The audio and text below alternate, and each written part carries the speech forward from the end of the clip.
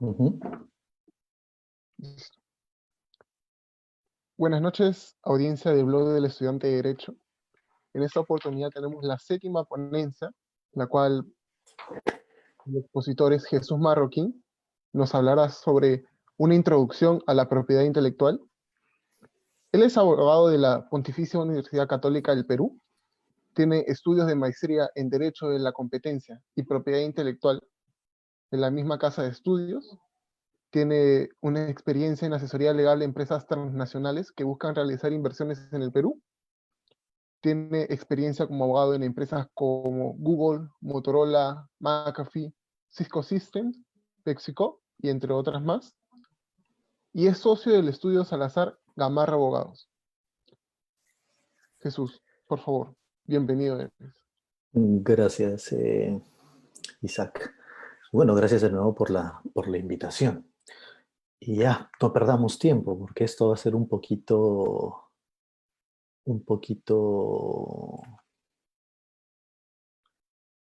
largo.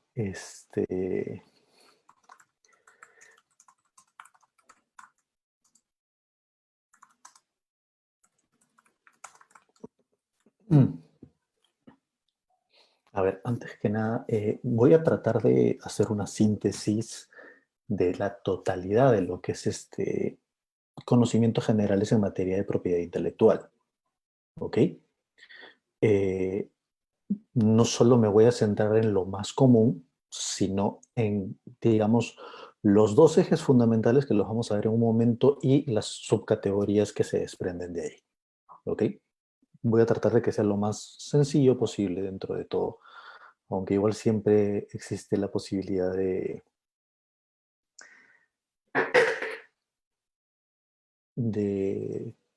que se confundan algunas cositas, pero voy a tratar de ser bastante claro.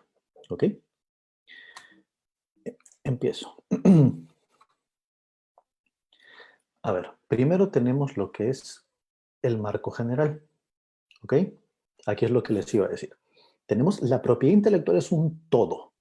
¿Ok? Es el género, el gran género. Es el todo, propiedad intelectual. De ahí tenemos dos especies. ¿Ok? La propiedad industrial es una y los derechos de autor es otra. O sea, esto lo digo por una cuestión de manejar la nomenclatura adecuadamente. Mucha gente confunde propiedad intelectual y la utiliza solo para referirse, por ejemplo, a propiedad industrial, cuando no es así. La propiedad intelectual es el género, la propiedad industrial es una de las especies junto con el derecho de autor. ¿Ok? Como propiedad industrial, ¿qué tenemos? Las marcas y demás signos distintivos, que también los vamos a ver porque las marcas solo es uno de los signos distintivos que existe. Hay más. Tenemos las patentes de invención, modelos de utilidad, diseños industriales, entre otros. Y los derechos de autor, que es a los que se dedica exclusivamente a proteger creaciones del intelecto humano y que incluye también entre estas obras del intelecto al software. ¿Ok? La pregunta es, ¿qué diferencia hay entre una y otra? Las vamos a ver porque incluso la normativa es distinta. Como pueden ver también en el cuadro, en lo que es propiedad industrial tenemos la decisión 486 de la Comunidad Andina de Naciones y digamos que hay una norma nacional que complementa estas disposiciones en función al Tratado de Libre Comercio que se suscribió con los Estados Unidos hace ya más de 10 años.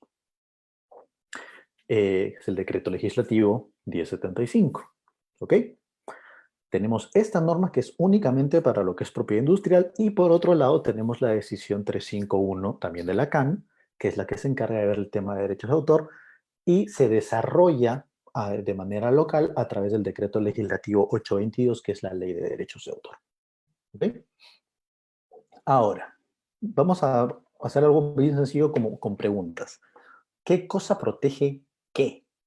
Para empezar. Por ejemplo, tenemos en la columna de la izquierda, ¿qué protege? ¿Qué protegen las patentes? Inventos. ¿Ok? Inventos, que son procesos o productos. ¿Ya? Procesos o productos. Así de cuadriculada es la cosa y van a ver por qué. ¿Qué protege las marcas? Un signo que distingue un producto o un servicio. Un signo. Por eso se le llama signo distintivo, porque sirve, como su nombre lo indica, para distinguir. El derecho de autor, obras. Así de sencillo. Protege obras del intelecto humano, distintas a los inventos. ¿Ya? Simple. ¿Por cuánto tiempo? Vamos a los plazos. Las patentes te las dan por 20 años. No te las dan a perpetuidad. En Perú son 20 años. Desde que presentas tu solicitud de registro de patente hasta que te la dan, bueno, eso ya lo vamos a ver en un momento, pero... Y 10 años los modelos de utilidad, es un plazo menor. Y se explica y se entiende porque los modelos de utilidad no tienen la misma importancia que una invención. ¿Ok? Por eso la patente de invención tiene un plazo de protección más amplio porque le permite al titular explotarla económicamente por un periodo de tiempo que justifique todo el tiempo que invirtió en crearla. Porque es algo totalmente nuevo, que no existía y ahora sí existe. ¿Okay? Las marcas son 10 años, pero son 10 años renovables constantemente. Yo inscribí una marca en el año 2000, hasta 2010 me dura. La puedo renovar hasta el 2020 y de ahí al 2030 y de ahí al 2040 y así sucesivamente. Puedo hacerlo. Derechos de autor son 70 años, pero contados desde el año, del 1 de enero del año siguiente de la muerte del autor. Eso lo vamos a ver cuando estemos en la parte de derechos de autor. ¿Se renuevan? Como les comenté, las patentes, no. Una vez que se acaba el plazo, pasan a dominio público. Tanto las patentes como modelos de utilidad. ¿Por qué? Porque obviamente si uno les da digamos, el monopolio, porque es un monopolio, el creador sobre su creación, se puede evitar que el conocimiento se propague. Y la idea es que se difunda y que sirva de base para crear nuevos conocimientos. Obviamente, si hacemos que el acceso a ese conocimiento sea gratuito, que eso es lo que implica que pase a dominio público, se puede estimular aún más la inventiva y la creatividad de los nuevos inventores. ¿Ok? Las marcas, ¿se renuevan? Como les comenté, sí, indefinidamente. ¿El derecho de autor se renueva? No, tampoco. Después de esos 70 años, se acabó. No se reciben más derechos ni beneficios derivados de sus derechos. Por lo menos los de carácter patrimonial. Ámbitos. En el tema de patentes, territorial. ¿Qué es eso? Que la patente solo se protege en el Perú. Nada más. O sea, si yo registro mi patente en el Indecopi, solo se protege dentro del territorio nacional. Si alguien es lo suficientemente vivo, agarra mi patente y se la lleva a otro país y la registra, se la queda.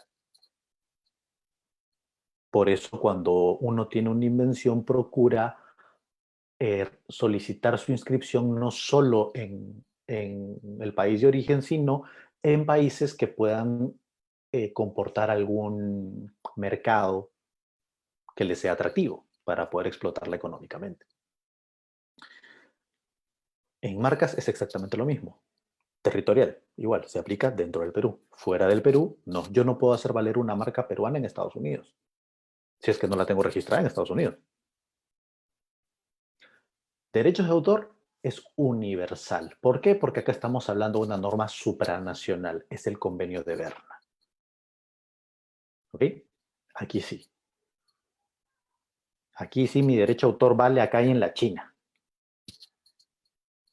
Curiosamente y paradójicamente la China, pero eso ya lo vamos a ver en el tema de derechos de autor. ¿Si es obligatorio su registro de una patente? No, no es obligatorio. Lo que... Si uno busca que el invento sea exclusivo, o sea, que yo pueda excluir a terceras personas de la explotación del invento, obviamente sí te recomiendan registrarla. Pero, por ejemplo, la Coca-Cola, la fórmula, es una patente. Nadie la conoce. Nunca fue registrada. Esa es otra manera de proteger una invención, a través de lo que se llama el secreto. ¿Ok? Pero obviamente tiene sus propias características y encierra sus propios riesgos también, ¿no? Por eso existe el espionaje industrial, por ejemplo. Porque sirve para acceder ilegalmente eh, a productos, procesos y similares de un competidor o un agente del mercado para obtener un beneficio totalmente ilegítimo e ilegal. Ilícito por donde lo mire. Las marcas, ¿obligatorio el registro? Tampoco es obligatorio, pero se sigue el mismo patrón. Si yo busco excluir del uso de mi marca a otros, sí la tengo que registrar. Si bien es posible probar que yo usaba una marca y que era mía antes de que un tercero la registre porque se pasó de vivo, igual es una batalla legal complicada que también te quita tiempo, recursos, así que lo recomendable siempre es registrar la marca. Siempre, porque es una forma de capital igual. Si bien inicialmente esa forma de capital es mínima y vale lo que te costó inscribirla, si ya tu marca logra hacerse conocida, obviamente viene lo que se llama el valor agregado. Ahí es donde aumenta su valor y ahí es donde se puede vender una marca. ¿Qué fue lo que hizo, por ejemplo, Wong cuando fue comprada por Cencosud? La marca existe, Wong, y obviamente se la vendieron a Cencosud. Por eso ahora aparece abajito nomás Cencosud cuando en realidad sigue siendo Wong. ¿El derecho de autor es obligatorio el registro? No, no es obligatorio, definitivamente. ¿Qué se requiere de registro para protección? En tema de patentes y en tema de marcas, sí. Fundamentalmente sí. En cambio, en derecho de autor, no. Porque el autor puede ejercer sus derechos desde que culmina una obra determinada. Obviamente hay que acreditar que la obra es propia, para empezar. Y eso ya es un tema también bastante complejo. Bastante complejo. ¿Por qué? Porque justamente es lo que se tiene que acreditar en los casos de plagio, por ejemplo. Seguimos. Ahora, tres conceptos importantes que es obligatorio conocer, tanto para patentes, para marcas o signos distintivos y para derecho de autor. En patentes, el elemento importante y vital es la novedad. Tiene que ser algo nuevo, o sea, que no existía antes. ¿Ok? Esa es la palabra clave en las patentes. Inclusive en los requisitos que exige la ley para eh, registrar o inscribir una patente, el primero es la novedad. Si no lo cumples, se rechaza la solicitud. Así de simple. Es en ese orden. Primero es novedad y luego vienen dos requisitos más. ¿Ok? En total son tres. Novedad, altura inventiva y aplicación industrial. Pero si no es novedoso, no me interesa, así que al Indecopi tampoco le interesa y lo rechaza. Las marcas. El concepto importante, distintividad. Tienen que distinguir.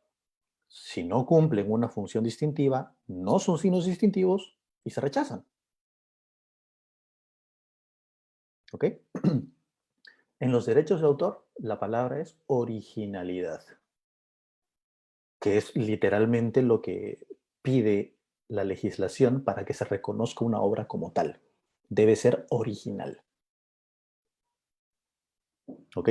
Ya lo vamos a ver en la parte más adelante. Vamos ahora a la decisión 486, que como les dije, era un tema de, no, acuérdense, género, propiedad intelectual, especie, propiedad industrial. Ahorita vamos a ir a la propiedad industrial. Tenemos en la decisión 486 marcas y patentes en general. ¿Ok? En realidad tenemos a los signos distintivos y lo que son las patentes, los modelos de utilidad. Marcas y otros signos distintivos, como les dije. En primer lugar tenemos la marca, que es el signo distintivo por excelencia. ¿Ok? Segundo lugar, tenemos el nombre comercial, que no sirve en realidad para distinguir un producto o un servicio, sino un agente económico en el ejercicio de, de la actividad empresarial. ¿Ok? Los lemas comerciales son signos distintivos muy peculiares. ¿Por qué? Porque dependen de una marca para existir. ¿Ok? Por ejemplo, la bebida del Perú es un lema comercial, pero no puede existir sin una marca que le dé sustento, y esa marca es Inca Kola. El lema comercial tiene esa característica. No puede vivir sin una marca preexistente. Es la que le da vida al lema comercial. Y las denominaciones de origen, que bueno, eso supongo que ya lo deben haber escuchado muchas veces, porque tenemos nuestra querida y máxima denominación de origen, que es el pisco. Aunque lamentablemente la compartimos con Chile. Pero en fin, ellos nos ganaron por puesta de mano. Porque así fue, nos ganaron por puesta de mano. Ellos también pueden producir pisco como denominación de origen. Ahora, ¿qué es una marca? Cualquier signo que sea apto para distinguir un producto o un servicio en el mercado. ¿Ok? Simple. Los que tienen su celular, tienen un celular de una marca X, ya, esa es la marca del producto. Un servicio puede ser cualquier cosa. Los estudios de abogados brindan un servicio legal y registran su marca. ¿Qué se requiere para un registro de marca? Esto es importante. Siempre, porque siempre se requiere representar gráficamente el signo que uno vaya a solicitar. Siempre, no hay excepción. ¿Ok? ¿Qué es representar gráficamente? Poner literalmente un gráfico, un dibujo en la solicitud de registro de marca. Eso es lo que es. No tienen que hacerse más bolas con eso. Es simplemente eso, un dibujo de la marca que quieren registrar. Y como les mencioné, es concedido por 10 años, renovables indefinidamente. ¿Qué puede ser una marca? Palabras, imágenes, sonidos, olores, letras, números, colores y formas. Obviamente con matices, pero sí pueden serlo. ¿Okay? Por ejemplo, los colores aisladamente considerados, por ejemplo, el color rojo no puede ser una marca. Se incurre en una prohibición, que es de carácter absoluto, simplemente no se registra. Pero si ese color está encerrado dentro de una forma arbitraria, ya estamos hablando de una marca. ¿Ok? Por ejemplo, el logo de Coca-Cola tienes rojo y blanco. Son colores netamente genéricos. En principio, si yo los quisiera registrar como colores genéricos, me lo van a negar. Pero la forma en la cual está distribuido el logo, que ya es como dije, es una forma, el color está encerrado dentro de una forma, ya le da las características para poder ser registrado como marca. ¿Ok? ¿Qué dice la CAN, la norma? ¿Qué es una marca? Cualquier signo que sea apto para distinguir productos o servicios en el mercado. Obviamente podrán registrarse los signos susceptibles de representación gráfica, como les dije. Si no se puede representar gráficamente, no se puede registrar. ¿Ok? No se puede. La naturaleza del producto o servicio al cual se ha de aplicar una marca en ningún caso será obstáculo para su registro. Eso es totalmente cierto. Porque puede decir, pero este producto no puede tener una marca. Puede. Por eso existe una clasificación. Está la clasificación internacional de NISA. Son más de 40 clases. Y si se revisa con cuidado, que está en la página de la Organización Mundial de Propiedad Intelectual, es muy extensa y sumamente detallada. Hay una versión cortita que se puede obtener en la página del Indecopi, una versión resumida, que es de una página. Pero si quieren el detalle, es súper complejo. Vamos a ejemplos ahora. Marcas. ¿Qué tipos de marcas hay? Trataré si estamos un poco con la hora. Tipos de marcas, primero, denominativa. Cuando nos referíamos a nombres. ¿Qué cosa puede ser una marca? Un nombre ya, una marca denominativa. ¿Qué es eso? Un conjunto de letras. Una denominación, por eso se le llama así. El ejemplo que está en pantalla tenemos a Nike. Se acabó. Además ya tiene la R, como pueden ver aquí, de registered, de que es registrado. Ya la tienen ahí. ¿Ok? Esa es una denominación. Pero de ahí tengo otra posibilidad. Tengo esta. Una marca figurativa. Su nombre lo indica, una figura, un dibujo, una abstracción. Es eso. Marca figurativa. Y también quiere decirnos Nike. No lo dice con letras, pero ya asociamos el logo con el producto, con las zapatillas o la ropa deportiva. Y tenemos la marca mixta, que es la mezcla de ambas. Tenemos un elemento, un componente denominativo y uno figurativo juntos. Esos son, digamos, los tres tipos originales de marca que existían. Denominativa, figurativa, mixta. Hasta ahí no había, ojo, tiempo pasado, no había más. Aparecieron estas cosas, por ejemplo, la marca olfativa. ¿Por qué pongo unas pelotas de tenis y una foto de pasto? Porque este es un caso que ocurrió en la Unión Europea. Solicitaron, por ejemplo, el registro de una marca de pelotas de tenis que olían a césped recién cortado. Esa era su distinción. Oler a césped recién cortado. La otorgaron. La pregunta es, si yo tengo un olor como marca y para registrarla necesito representarlo gráficamente, ¿cómo represento gráficamente el olor? Créanme que no es con un dibujito de césped, no lo es. Hay una herramienta que cumple esa función. No recuerdo el nombre en estos momentos, pero efectivamente te da un patrón donde se describe gráficamente, siguiendo criterios técnicos,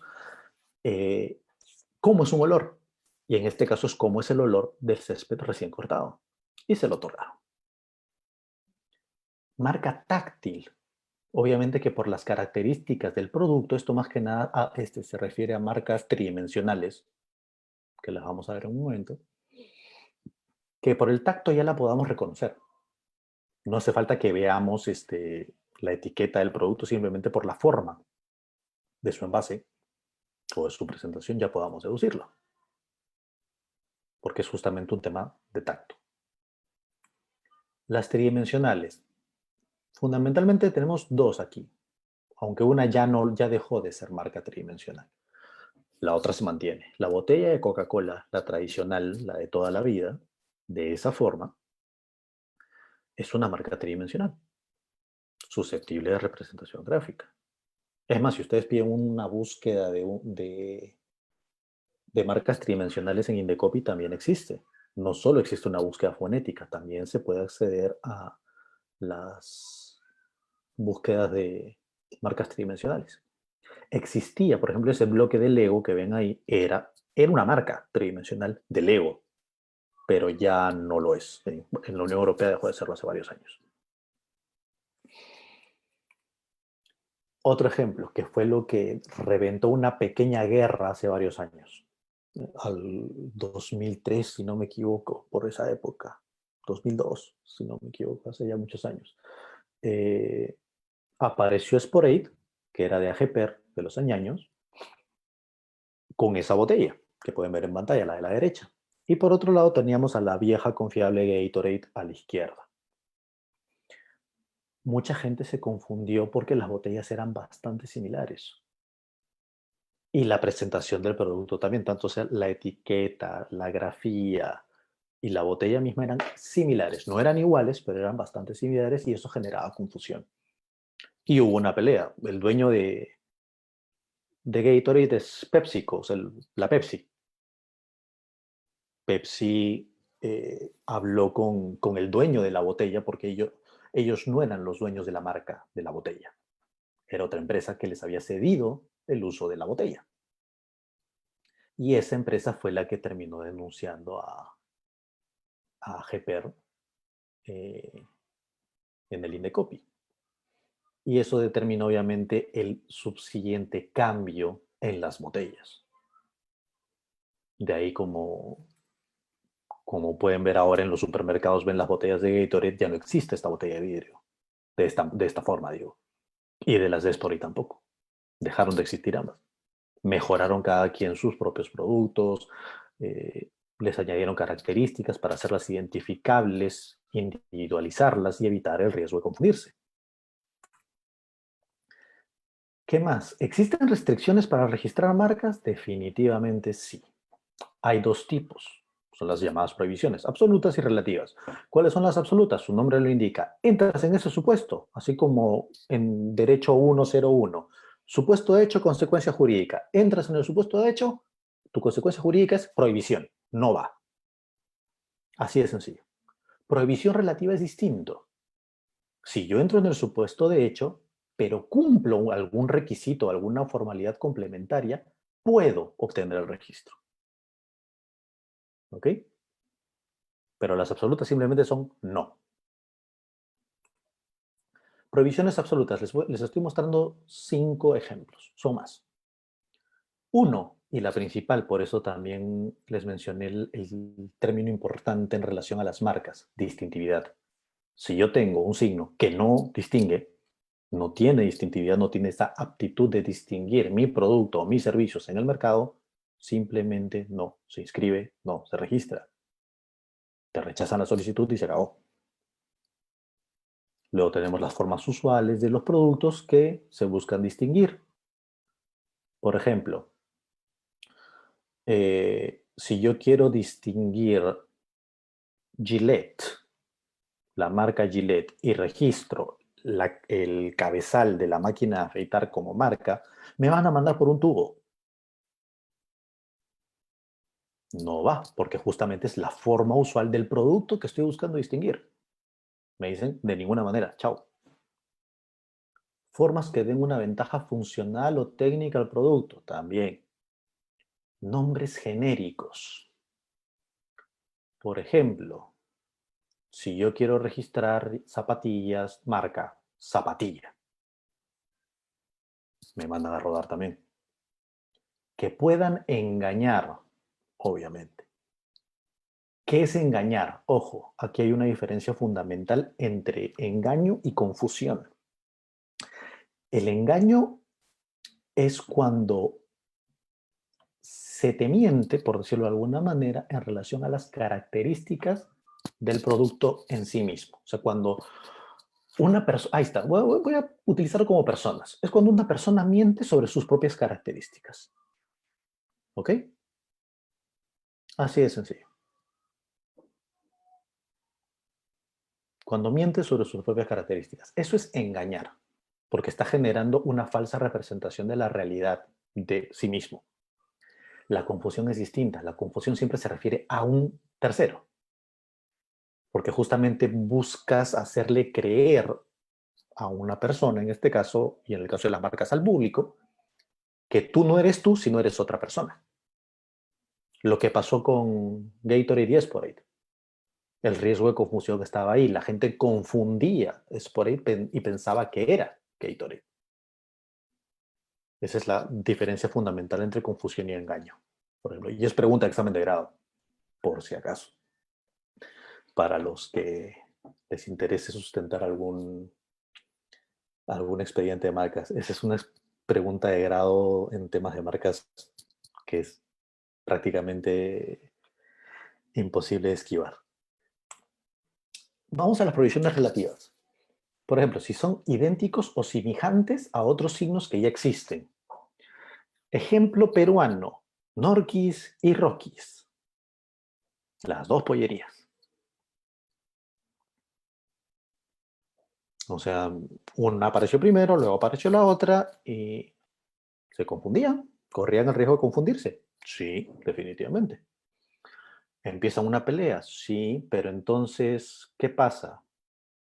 ¿Cómo hacen para superar la prohibición? En estos casos existe un acuerdo que se llama acuerdo de coexistencia marcaria, como que dicen ya, ambos se reconocen mutuamente y reconocen sus respectivos signos, pero dicen ya, vamos a coexistir en el mercado. Tú mantienes tu marca, yo mantengo la mía, no hay problema. Y se dedican a competir, mejorando cada uno sus respectivas ofertas. Empezaron solo con pollos a la brasa, luego ampliaron carnes, parrilla y similares, y cada quien empezó a mover sus negocios de acuerdo, segmentando mercados, etcétera, etcétera. ¿Ok? Y también otro tipo de factores que ya depende de cada hombre de negocios como mujer de negocios, como quieran diferenciarse en el mercado, ¿no? ¿Qué más? Infrinjan el derecho de propiedad industrial o derecho de autor de un tercero. Si yo utilizo una marca que alude, supongamos, a una patente que está en vigencia, o a una obra literaria, a un programa de software, no sé. Supongamos que yo quiero registrar, no sé, algo que tenga que ver con Facebook, supongamos. Ahí tengo un derecho de autor de tercero, del software de Facebook. O sea, al buen Mark Zuckerberg. Si obtengo su permiso, sea pagado o no pagado, la podría usar y superé la prohibición. Por eso se les llama prohibiciones relativas. Otro, afecten la identidad o prestigio de las personas, naturales o jurídicas, cuando obviamente hago una referencia a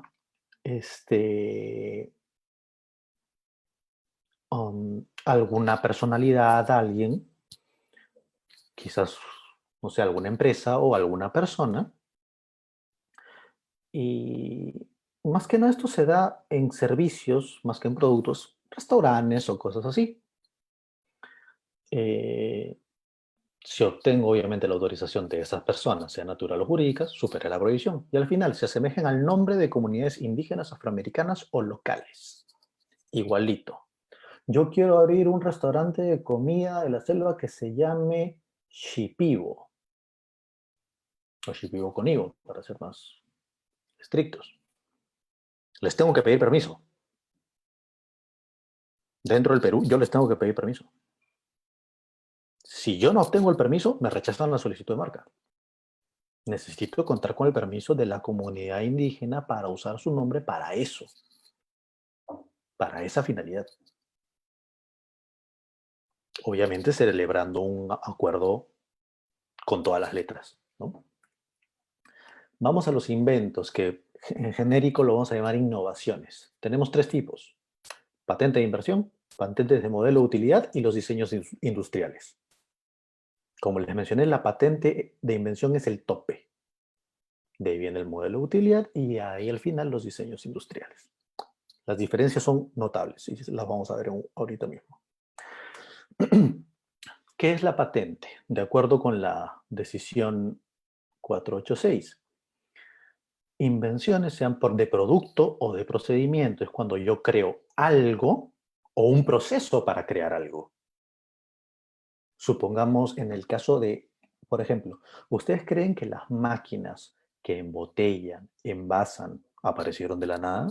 No, alguien las creó, las inventó para facilitar y agilizar el proceso de fabricación, reduciendo obviamente los costos. Para eso se innova. Y ahí tengo un procedimiento.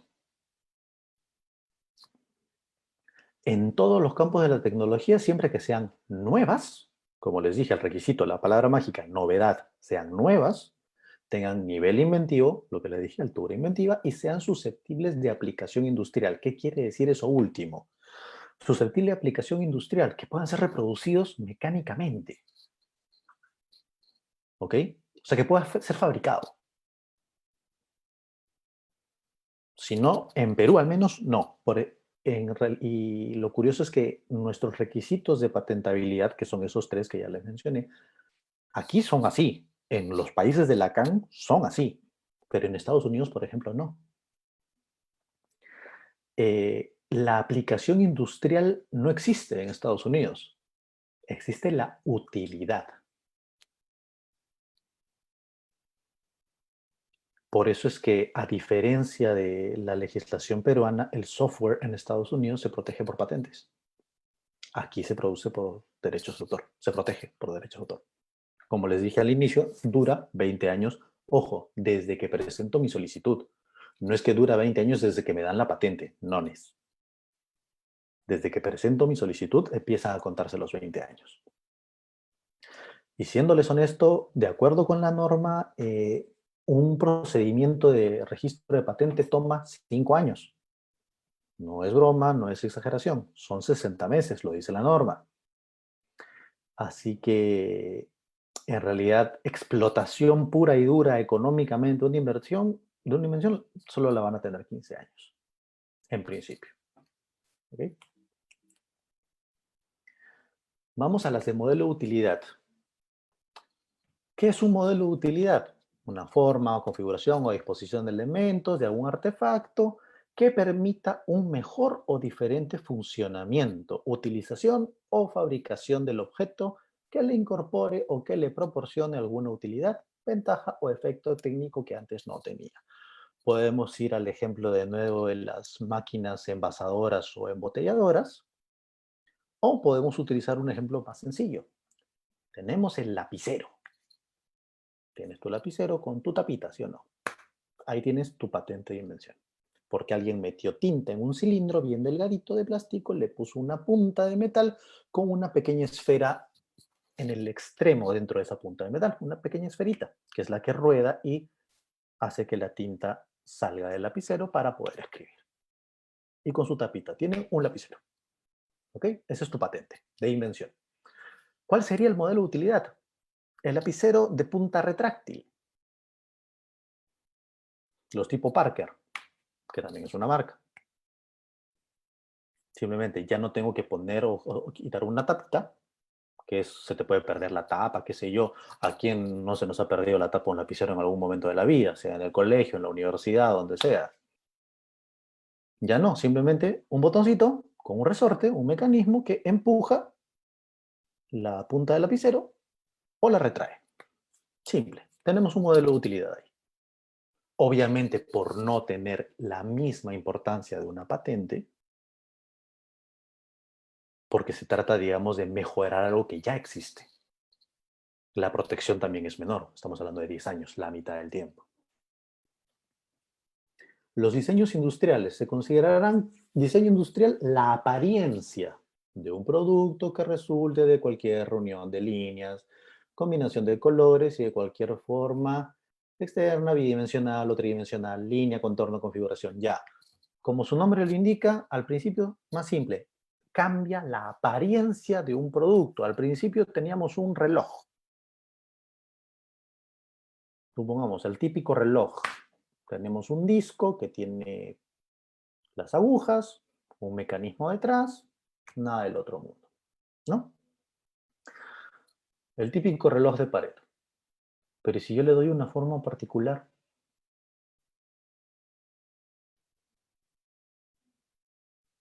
obviamente sigue siendo un reloj, va a seguir funcionando como reloj, pero le doy una forma particular.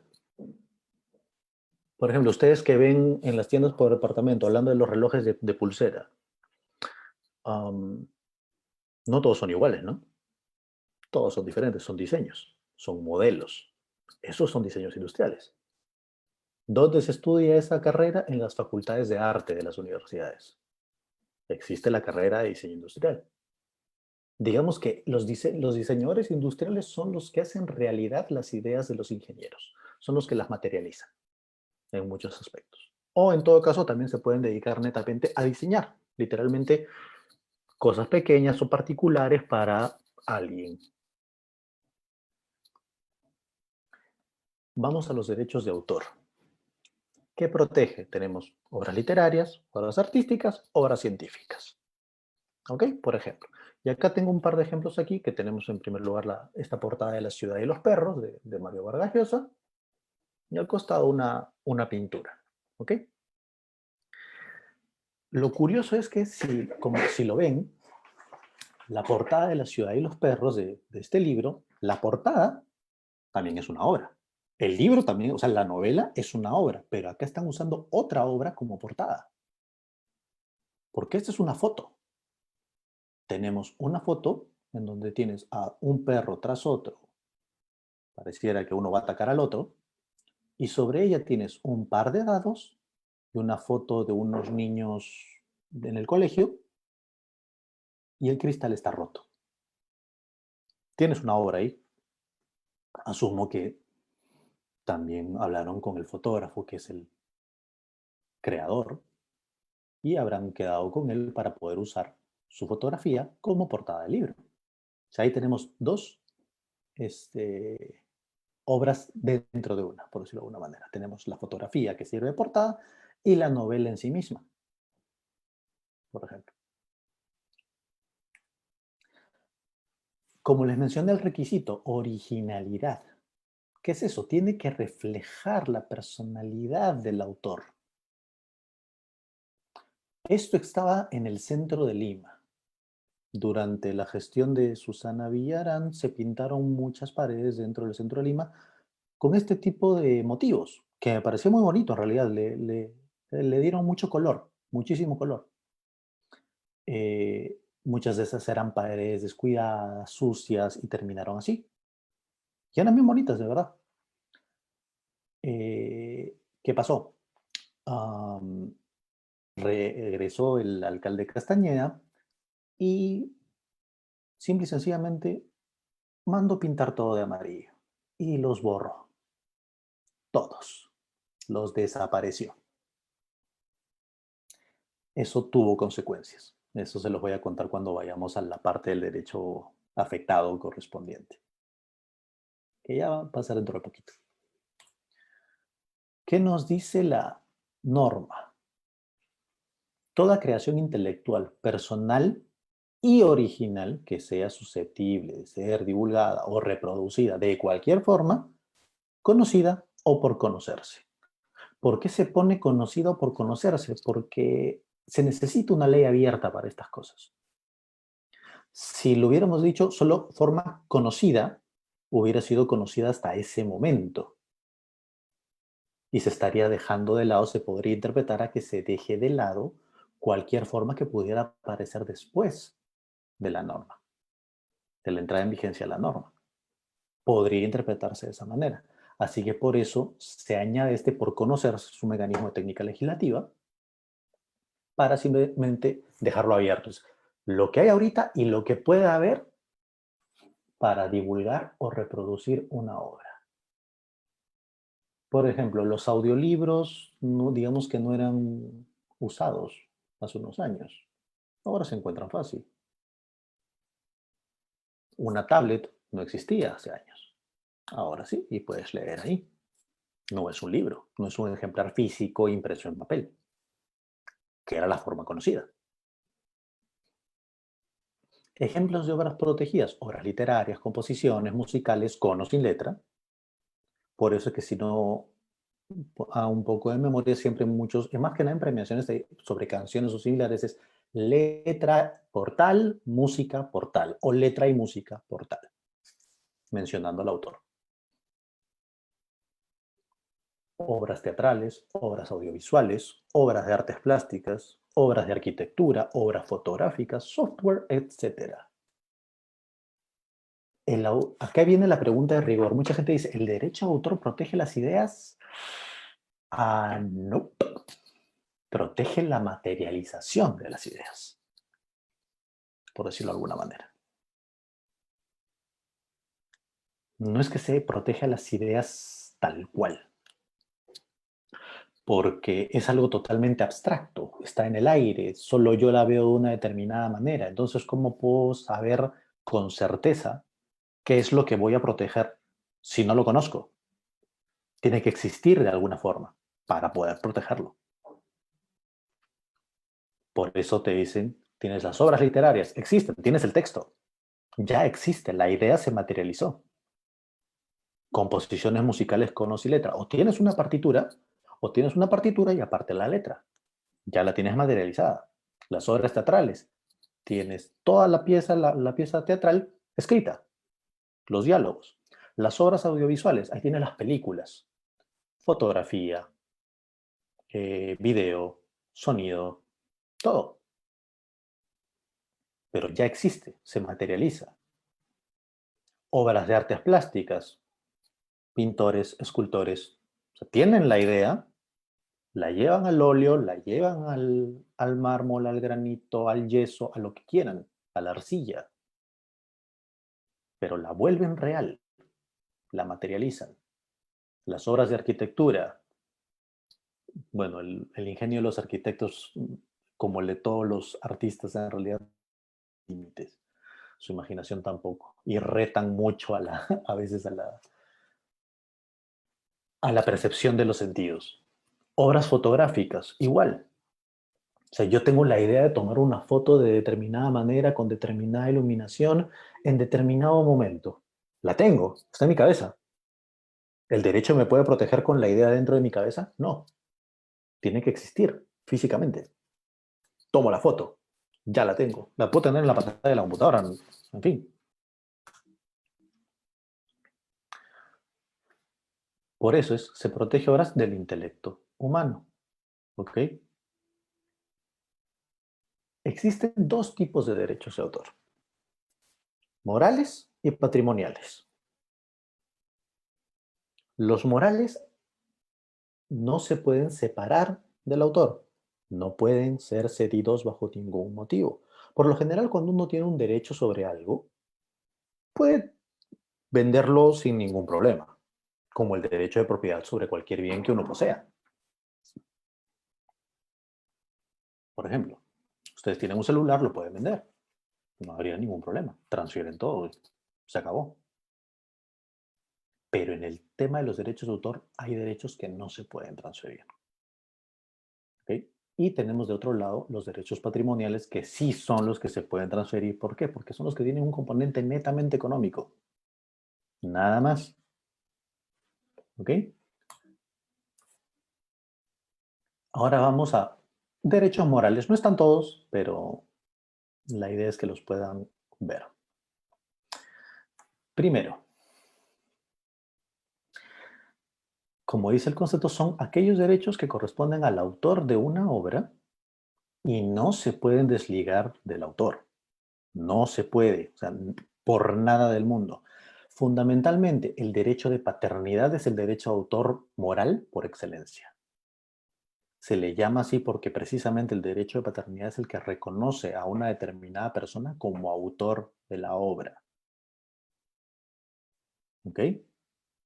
Por eso una persona jurídica no puede ser autor. Tenemos personas naturales. ¿O han visto alguna vez una empresa que ponga que es autora de una obra? Yo nunca. Nunca he visto una empresa agarrar un pincel, nunca he visto una empresa tipear y crear una novela. No he visto nunca una empresa desarrollar un software. Todo eso es desarrollado por personas.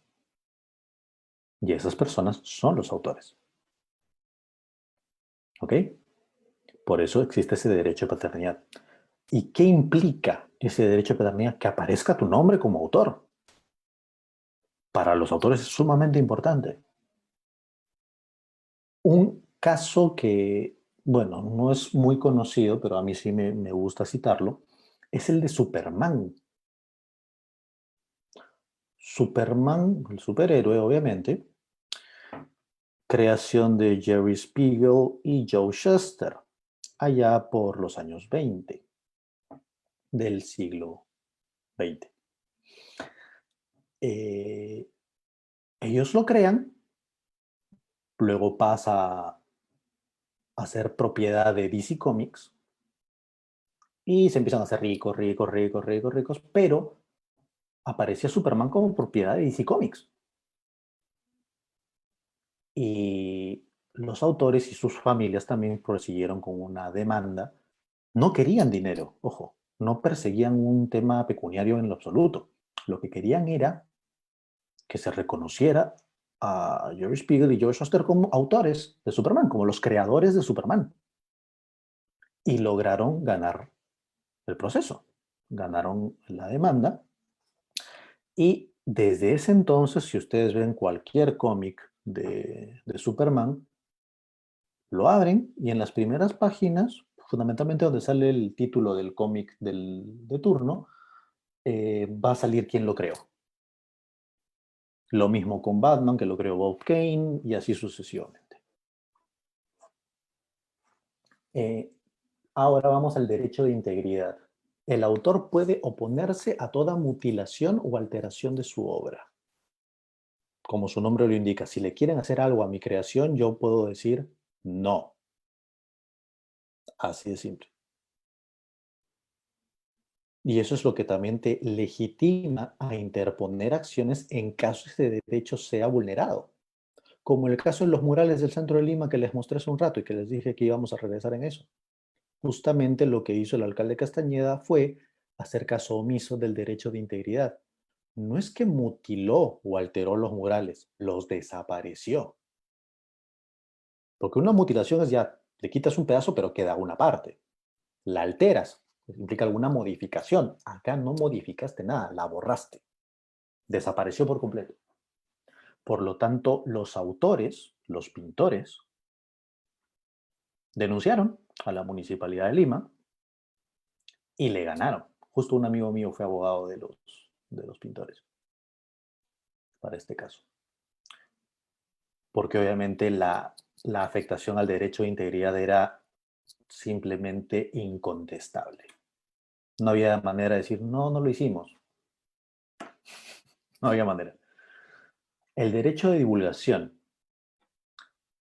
El autor decide, tiene su creación y decide, ¿la divulgo o no? ¿Por internet? ¿Por un libro? ¿Solo por video? ¿Solo por audio? ¿Cómo? Él decide, uno, si la difunde y dos, de qué forma. Así de simple. El derecho de modificación. Puedo modificar mi obra. Esto se da más que nada, no digo de manera exclusiva, sino más que nada en las obras literarias, por ejemplo. Por eso existen libros que te dicen ya en primera edición, segunda edición, tercera edición. Pueden haber múltiples ediciones, pero eso quiere decir que la edición más reciente contiene modificaciones que no tenía, por ejemplo, la primera o la edición previa. Ahí el autor vio que era necesario modificar su obra. Y más que nada en libros o tratados sobre derecho que se escriben aquí, por ejemplo.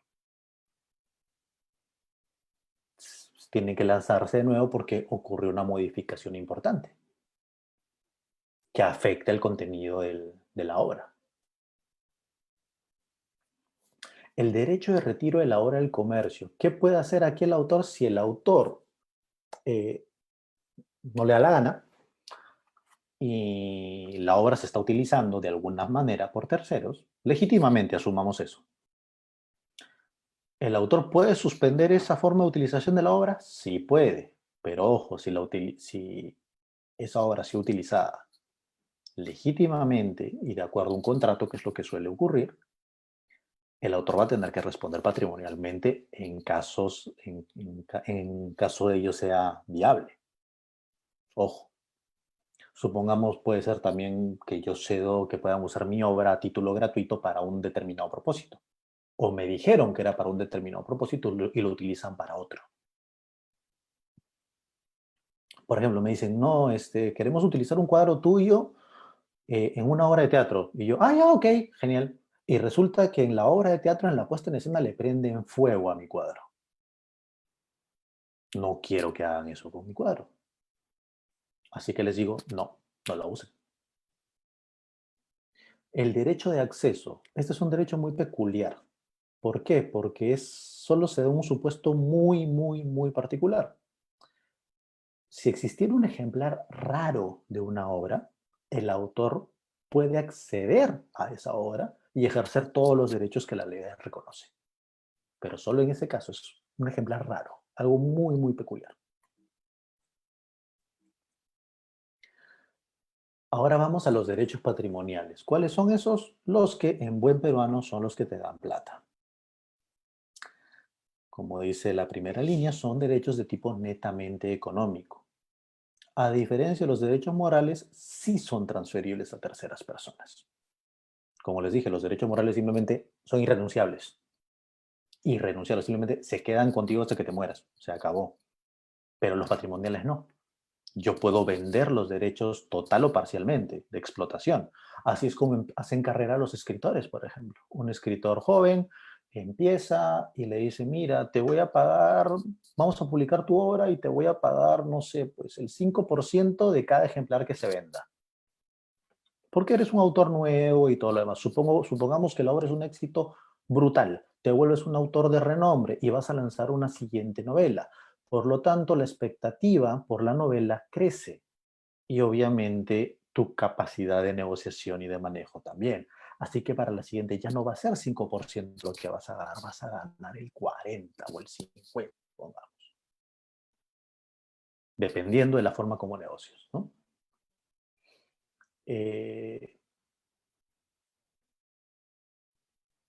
Por ejemplo, ¿cuáles son esos derechos? Uno, yo puedo realizar por mí mismo, autorizar a otro o prohibir, si es que alguien lo estuviera haciendo, reproducir la obra por cualquier forma o procedimiento. Supongamos, yo soy autor de un libro o soy un pintor y empiezan a sacarle copias a mi pintura o a mi libro. Copias, copias, copias, copias, copias, sin mi permiso. Por lo tanto, yo puedo prohibirlo. Meto mi denuncia y hago hasta que puedan decomisarles todo. Para eso se mete una medida cautelar. Te decomisan todo, te detienen todo y se acabó. Por ejemplo, esto es lo que hacían muchos, las empresas fonográficas, Sony Music y demás, con todo el tema de piratería musical. Ya no creo que sea el caso, pero igual todavía hay bastante piratería, ya no a los niveles que habían hace 15 años, pero todavía hay. El software también, que sigue siendo pirateado, eso sí, te los dan en discos, por ejemplo, ¿no? Hubo un proceso que buscaba encontrar al importador de los discos, de la marca específica de discos donde se reproducía casi la totalidad de la piratería de este país, o por lo menos de la ciudad de Lima. Bueno, que es prácticamente casi toda la totalidad de este país. Eran discos marca Princo, me acuerdo. Se trató de hacer eso, no recuerdo en qué quedó el caso. Pero bueno, si el autor le da la gana y dice, no, yo no quiero que lo reproduzcas, no lo reproduces y punto. Luego, comunicación al público de la obra por cualquier medio. ¿Qué es eso? Lo que implicaría hacerla conocida, que la gente la vea. Supongamos, yo pinto un cuadro y alguien simplemente lo lleva a la calle o logró hacer un acuerdo haciéndose pasar por un representante mío y lo metió en una galería de arte cuando yo no quería porque quería verlo yo solo encerrado en mi casa, porque soy loco, supongamos, o excéntrico. Eh, yo puedo evitar eso, puedo prohibirlo. Si me da la gana, también puedo realizarlo. Yo mismo puedo comunicar públicamente mi obra o autorizar a un tercero a que lo haga por mí. También todo eso tiene valor monetario. Por eso son derechos de tipo económico. Y la distribución al público de la obra. ¿Qué es eso? Reproducirla y venderla o regalarla, dependiendo de la finalidad que se persiga. También puedo realizarla yo mismo, autorizar a un tercero que lo haga o prohibir que se haga. ¿Qué más? Esto es básico. Traducción, adaptación, arreglo u otra transformación de la obra. Las traducciones siempre son complicadas, por ejemplo. Obviamente yo puedo ver, supervisar que se traduzca y que sea algo lo más fiel posible en función a las diferencias idiomáticas que pudieran existir, o gramaticales o estructurales, entre los lenguajes, entre el lenguaje original y el lenguaje de la obra traducida. Adaptarla, que es lo que pasa muchas veces en las películas, más aún ahora que cuando hay adaptaciones de alguna novela o de o los famosos remakes de películas anteriores, supongamos, arreglos u otra transformación. También puede hacer lo mismo. Oye, yo no quiero que lo hagas, o yo puedo hacer lo mismo, o puedo autorizar a un tercero. La importación al territorio nacional de copias de la obra hechas sin autorización del titular. Son un poquito enredados, pero no es enredado. ¿Qué pasa? Supongamos que yo estoy acá y tengo mis libros, mis novelas. Yo escribí mis novelas y las tengo acá. Recuerden que el derecho a autor tiene alcance universal por el convenio de Berna, no así las patentes ni las marcas que son de ámbito netamente territorial. Así que me entero que están reproduciendo copias de mis novelas en Chile, supongamos. Y las están vendiendo, obviamente. Yo no tenía ni idea. ¿Qué puedo hacer? exigir que se importe todo eso. Todo eso. Porque se hicieron sin mi consentimiento. Yo puedo decir, ¿saben qué? No, yo no di mi permiso y se traen todas esas copias. Inclusive, por titular derecho, por cualquier medio, incluyendo mediante transmisión. Y lo dejaron también de forma genérica. La transmisión puede darse de muchas maneras. Cualquier otra forma de utilización de la obra que no está contemplada en la ley, como excepción al derecho patrimonial, siendo la lista que antecede meramente enunciativa y no taxativa. ¿Qué quiere decir eso? Que no es una lista cerrada. Simplemente son ejemplos. Así de fácil. Son, digamos, las prácticas y conductas más comunes relacionadas a los derechos de autor que se han venido dando a lo largo de los años y se plasmaron en la norma. Pero, así como se fueron dando a lo largo de los años estas formas, con los años venideros se pueden dar otras formas. Y por eso la dejaron abierta, para evitar que la norma deje sin protección a aquellos autores que se vean expuestos a una explotación indebida de sus derechos por mecanismos que no estaban contemplados hasta el momento en el que la norma fuera emitida, sino a futuro. Con el plazos de protección, 70 años después de la muerte del autor, pero ojo, no es que se cuentan desde el día siguiente de la muerte del autor, eso también hay que tenerlo en claro. Son 70 años a partir del 1 de enero del año siguiente a la muerte del autor. Por ejemplo, yo soy el autor, me muero hoy, 23 de julio. El plazo se empieza a contar el 1 de enero de 2021. Ahí se empiezan a contar mis 70 años. Así de sencillo. Supongamos ya, me da el COVID, me muero en 5 días, o como sea, igual. Empieza el 1 de enero del año siguiente. Ahí se empieza a contar. Obviamente esto que busca que los herederos del autor también reciban el fruto del trabajo del autor, ¿no? Por ejemplo, cuando Mario Vargas Llosa, que lo hemos citado de ejemplo, deje este mundo, sus hijos, sus nietos, sus bisnietos van a seguir recibiendo las regalías y los derechos de sus obras. Es más, también van a poder ejercer esos derechos. Los patrimoniales, obviamente. Fundamentalmente los patrimoniales. Van a decir, ¿sabes qué? Esto se va a usar, esto no. Doy mi permiso para hacer esto. Una adaptación. Supongamos que quieran hacer otra versión en película de La ciudad de los perros.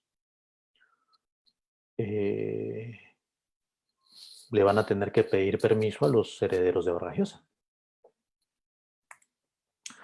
Y con eso, chicos, yo termino mi exposición. Si tienen alguna pregunta, encantado de contestarla. Y bueno, si tienen cualquier pregunta, encantado. Aló, Quedo a Jesús. disposición. Sí, Jesús, de dime. verdad muy buena tu ponencia, de verdad muy buena tu ponencia. Muy agradecido, de verdad, con tu colaboración que vienes llevando con el blog. Al parecer el público le ha quedado muy claro tu exposición. De verdad, yo también lo considero así, ha quedado muy claro, muy explícito tu explicación. Eh, Sinceramente, eh, quisiera agradecerte, ¿no? Por la segunda ponencia que tienes con el blog. No, encantado de ayudar. Ya saben que este tipo de iniciativas siempre son bastante positivas, más aún para los chicos que están aprendiendo, ¿no? Siempre es bueno reforzar algunas cositas o quizás aprender algunas nuevas. Sí, siempre es muy agradable no tener conocimientos sobre cosas que comúnmente no tenemos acceso, ¿no? Tenemos una pregunta, dice, Sí, ¿Qué significa la R al costado de la imagen de Nike? Es en inglés para registrado. Eso obviamente ahí están señalando. En Estados Unidos, si ustedes no han visto muchas marcas, aparece una R con un círculo dentro de un círculo. Eso quiere decir que está registrada. O aparece una TM, una letra T y una M, que quiere decir trademark, marca. O en castellano vendría a ser MR, marca registrada. Son equivalentes para eso, ¿no?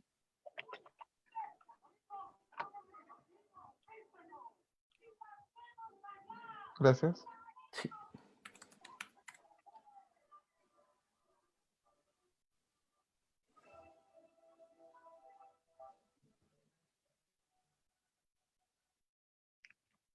Al parecer no hay más preguntas. Genial. Eso quiere decir, espero que haya sido una exposición clara.